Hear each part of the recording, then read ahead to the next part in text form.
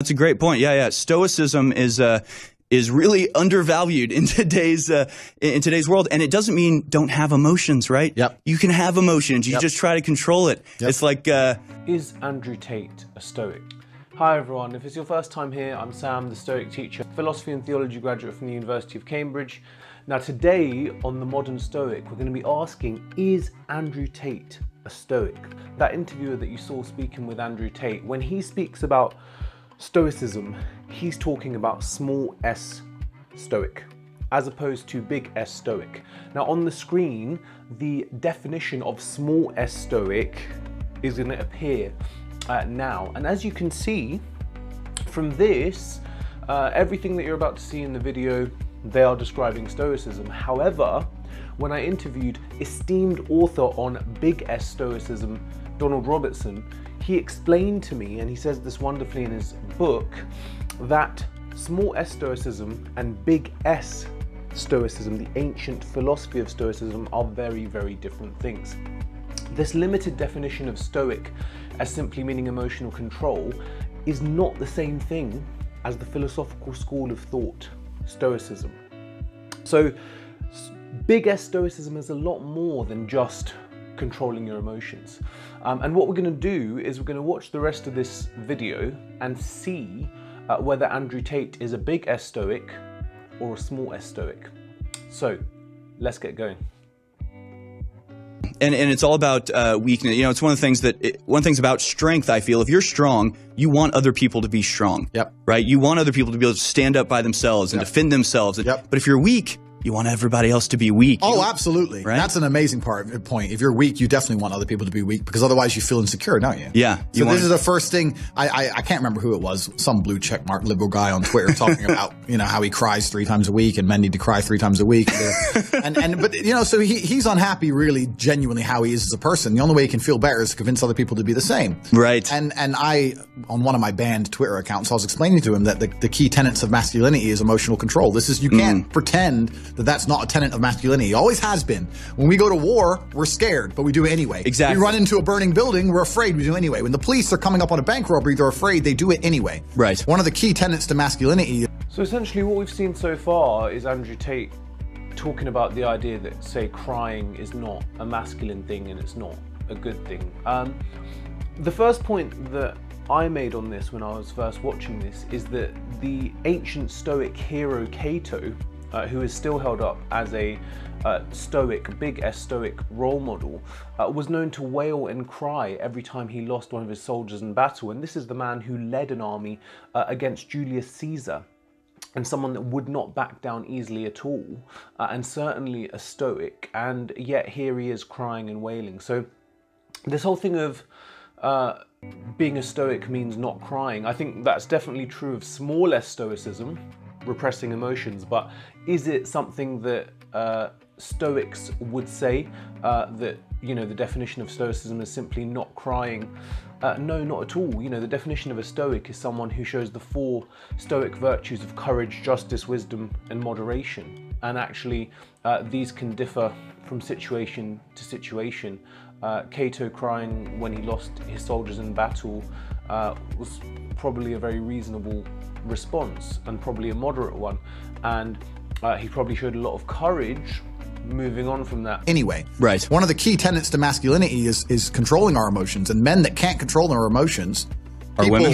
Well, yeah, and the thing is with guys like this, they're like, oh, men don't need to control their emotions. We should all cry more, etc., etc. Like that's going to turn us into a bunch of babies. But what actually happens when you have men who don't control their emotions is you have serial killers or dudes who lose their mind in a bar fight and shoot everyone. Like you don't want men who can't control themselves. Right. That is not good for society as a whole. We need to be preaching emotional control and not the opposite. So, yeah, the weak certainly try and weaken men, but in the long run, when they do that, when they try and take away our emotional controls, they actually make men more dangerous. If you look at these school shooters and these kind of people, these are people with no emotional control whatsoever, and they're little babies or weak. Many would point to the UK statistics on suicide amongst men, with 75% of suicides coming from males since the 1990s, according to the Office of National Statistics.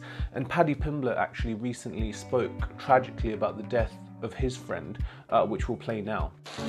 I woke up on Friday morning at 4 AM to a message that one of my friends back home had killed himself. This is 5 hours before my weigh-in. So Ricky, lad, that's for you. But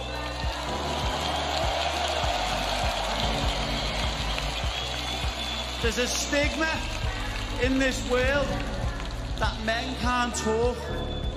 Listen, if you're a man and you've got weight on your shoulders and you think the only way you can solve this by killing yourself, please speak to someone.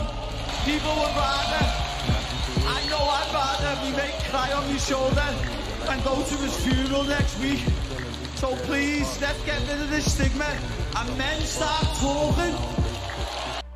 And as we can see, you know, Paddy there, you know, he talks about the idea that he would rather have his friend cry on his shoulder than attend his funeral next week. And certainly, you know, crying there for the person and asking for help would certainly be viewed as an act of courage and something that we actively would want to encourage, not something where we say, you know, men don't cry, emotional control.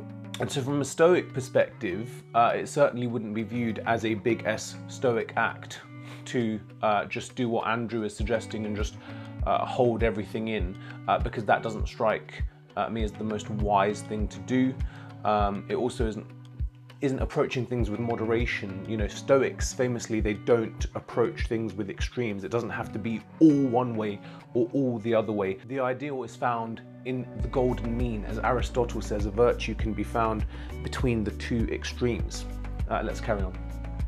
If you look at these school shooters and these kind of people, these are people with no emotional control whatsoever, and they're little babies, they're weak people. They're never big, strong guys. They're nerds. Right. They're nerds with no emotional control, and the girls won't talk to them, and they've been told by society and everyone else that, you know, you don't have to control yourself, just act out your feelings, and look what they do. Yeah. Crazy shit. That's a great point. Yeah. Stoicism is really undervalued in today's world, and it doesn't mean don't have emotions, right? Yep. You can have emotions. You just try to control it. Yep. It's like, you know, just last night, just to pause there before he carries on and this interview carries on and gives his example, you know, the ancient philosophy of Stoicism is not simply defined as controlling your emotions. That is the modern day definition, to be fair to him, but it's not what we talk about here. And I think confusing the two is what drives lots of people away from a philosophy that could really help them, because of this recent definition of the word Stoic as just controlling your emotions, which is what this interviewer is working on.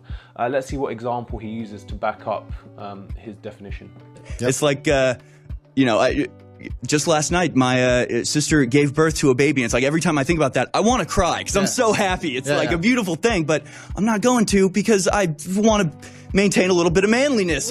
So his example was that his sister gave birth last night and he's not crying, and that makes him a Stoic.